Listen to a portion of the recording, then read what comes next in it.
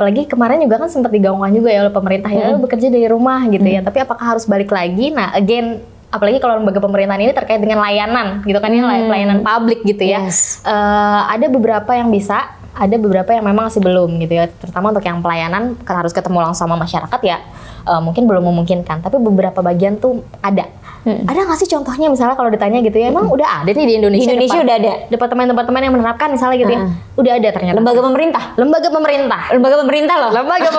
Dan itu kliennya Cias ya, jadi saya tahu banget gitu ya. Oke, lembaga pemerintah sudah ini ya, membuktikan bahwa bisa. Gitu. Dan itu walaupun memang masih struggling ya, karena semuanya kita ini kan 2 tahun ini kan memang kita perlu adaptasi banyak banget ya cara untuk kita harus beradaptasi lah gitu ya. Jadi memang masih perlu adjustment, perlu refinement di sana sini gitu ya, perlu iterasi di sana sini untuk caranya. Tapi bisa atau enggak bisa ya. Oke, kalau itu di Indonesia udah bisa. Kalau misal contoh nih dari perusahaan-perusahaan ternama. Kalau dari perusahaan ternama sih wajar ya sudah bisa menerapkan hybrid gitu, apalagi perusahaan yang segelas Google, Microsoft, Amazon gitu ya, Apple dan sebagainya. Itu udah wajar. Itu udah wajar. Tapi ada nggak sih contoh dari perusahaan yang mungkin atau perusahaan pemerintahan di luar gitu kali ya, yang juga menerapkan hybrid working? Ya. Nah ini ada yang case menarik nih, Sally. Jadi di tahun 2002 bahkan Jauh, 2002 bukan 2002. Ya, 2002. 2002 which is 20 tahun yang lalu berarti ya. Ini di Belgia, ini di salah satu kementerian sosial security. Ini mereka sudah menerapkan yang namanya remote atau hybrid working ya. Jadi apa yang diterapkan? Jadi sebenarnya kementerian ini nih ceritanya dulunya tuh kementerian yang salah satu dibilangnya kalau saya mungkin pakai bahasa underdog mungkin terlalu ini ya.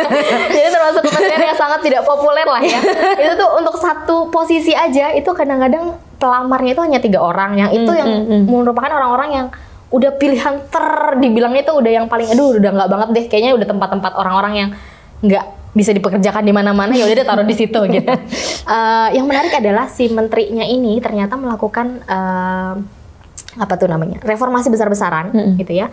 Jadi departemen ini yang tadi underdog tadi ini, pola kerjanya tadinya sangat-sangat birokratis yang semuanya tuh serba dikontrol. Jadi mau kerjanya tuh A to Z-nya tuh kayak dikasih resep gitu. Yang namanya resep itu kan berarti detail banget ya. Yes, harus betul. Ngerjain apa, kapan, di mana itu sangat-sangat diatur gitu. Nah, Pak Menteri ini ternyata bereksperimen, mencoba gitu ya. Ini kalau kayak gini-gini terus, kayaknya nggak bakal ada perubahan. Karena kan kalau kata Einstein kan hanya orang gila gitu ya, melakukan hal yang terus-menerus tapi mengharapkan hasil yang berbeda gitu. Nah, si Pak Menteri ini akhirnya mencoba bereksperimen. Dia akhirnya mencoba untuk memberikan trust, kepercayaan yang lebih kepada anggota timnya. Dia punya pandangan bahwa ya udah kita kasih tahu aja apa yang harus di-achieve, deadline-nya kapan, tapi tentang cara dan kapannya itu biarkanlah karyawan yang menentukan.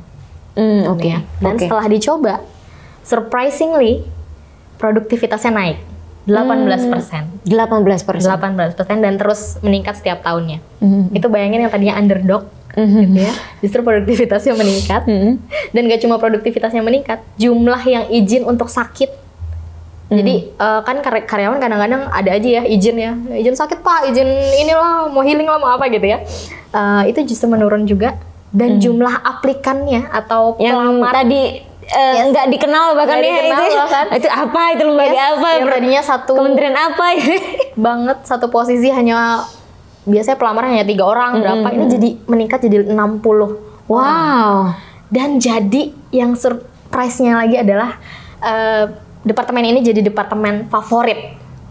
Yang akhirnya banyak talent yang tadinya tuh orang-orang tuh aja mau lamar di situ aja udah males gitu ya. Bukan tempat gue banget, kayak kalau di situ orang yang terpinggirkan gitu. Nah, akhirnya tuh justru talent itu berlomba untuk masuk ke departemen itu. Jadi benar-benar membuktikan bahwa ketika karyawan diberikan kebebasan dan juga trust gitu ya, itu akhirnya justru bikin produktivitasnya meningkat.